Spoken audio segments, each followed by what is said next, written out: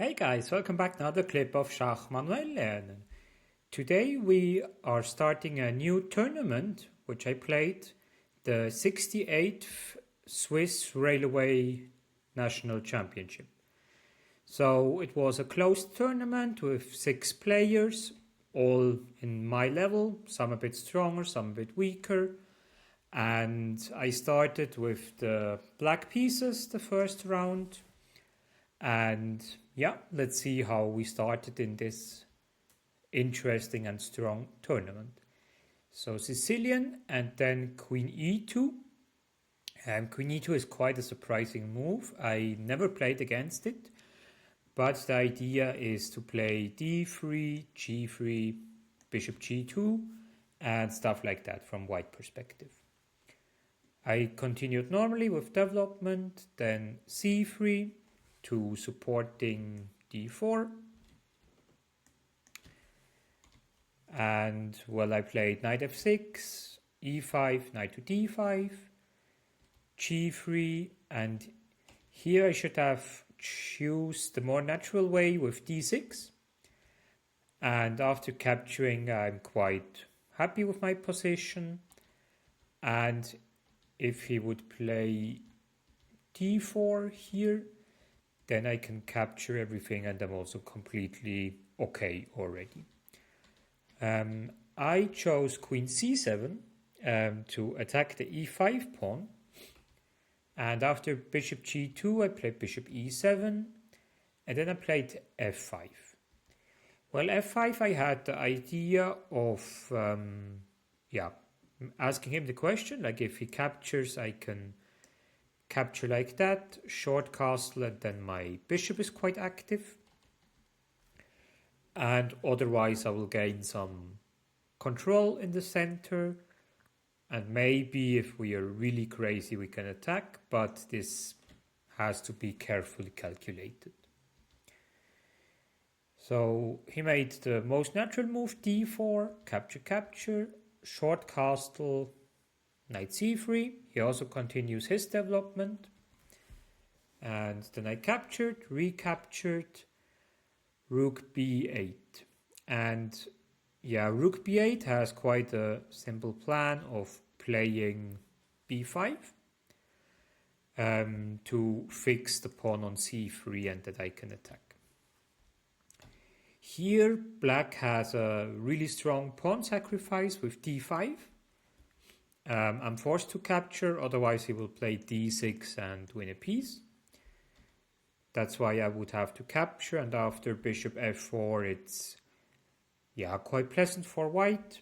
But yeah, of course it's still a pawn sacrifice, and objectively it's better with the computer, but it would have been also really interesting for playing. However, in the game, white chose the path with Bishop G5, which I was happy because I could capture the bishop and I got rid of my passive bishop. And then I can play now the idea with B5, F4, knight A5. So my idea was to jump in here, and the idea from F4 was quite clear, like putting every pawn on dark square, which in general makes sense against the other bishop. Rook A, C1, I played Bishop B7, Rook D1, capture, Knight to C4. Now I have a strong outpost here, and I'm also threatening a deadly fork with Knight to E3. So Queen F2. I went back with the idea to go here. It's kind of an outpost because the pawn here is not really able to attack me, because then I will always capture. So Queen E2, Queen C4, capture. And now we are in a really interesting endgame where I have the upper hand, because my knight can go here and he's barely basically untouchable. He always attacks this pawn, and additionally I have already the open file, and the knight here is a bit misplaced and he needs some moves to get back in the game. Rook d2, knight to d5, king f2, rook b5, king e2, rook b8. Now the knight comes back, rook b1. The idea was if he captures, I don't recapture, because I have this nice Zwischenzug with a fork, and then I will just win a pawn. That's why white avoided the rook trade. King f8, king f2, a5, rook e2. And now here I missed a bit, or I underestimated the idea of rook h1. The idea is after king to g2 I can come with the next rook. And rook b2 is not possible to trade the rooks because then this pawn is hanging.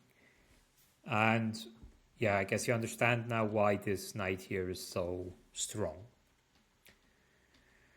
I played rook to b5 because there was a fork threatening.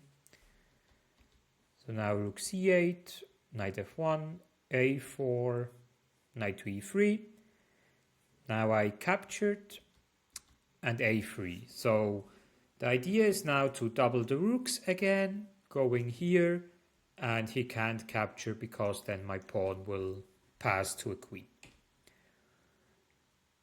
Rook d2, king e7, h3.